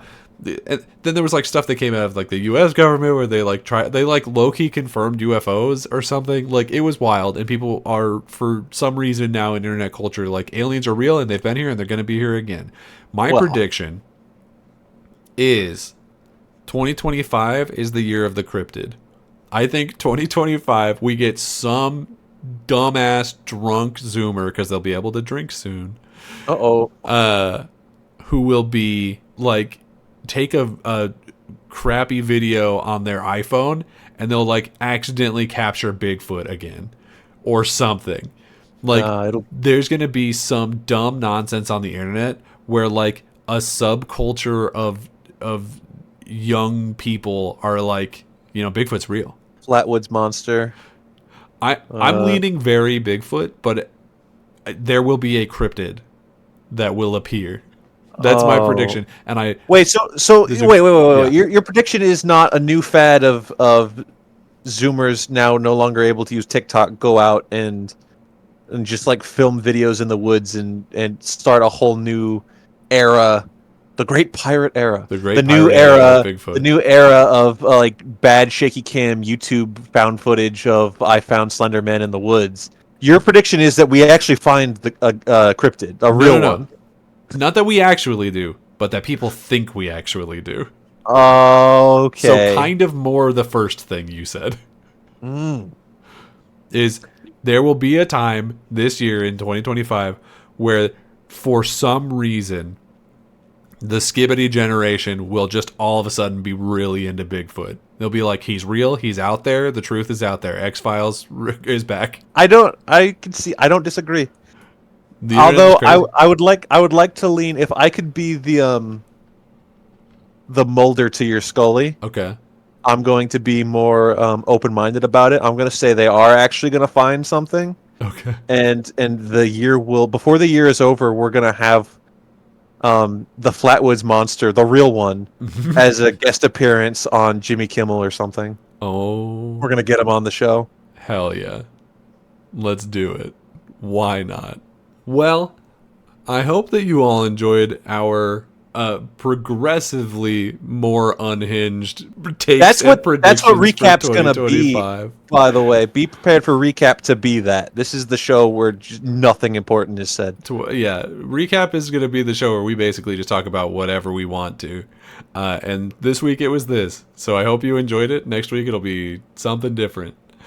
But if you do like this, and I certainly hope you do, you can follow us on Twitter at @RSR_POD. You can also find me on Twitter at Daniel J. McG. You can follow us on YouTube at Ready Set Replay. And you can follow us on Spotify at Ready Set Replay. So please, whichever you are currently either listening to us, most likely, if you're watching this anytime near when it comes out, you're watching this either on Spotify or YouTube, please like, share, subscribe to the one that you're on, and then go to the other and do the same thing, because we are trying to grow this, and really the only way we have to do it right now is word of mouth and grassroots efforts, and that's you guys. So Hit the thumbs up, put it at 5 stars. If you're on YouTube, there's that notification bell. Don't click that. I don't know what it does. I've never clicked it, and I'm scared of it. Do click it. It just tells you when we upload a new thing, so it's fine. You'll just get a notification that's like, here's the thing. Don't click it. No one ever does. It won't hurt you. I promise. It has nothing to do with the Flatwoods Monster. It will not tell the Flatwoods Monster where you are.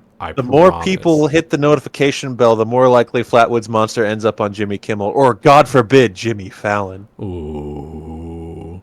Anyway, guys, we'll see you next time. The game's just starting, the world's so bright.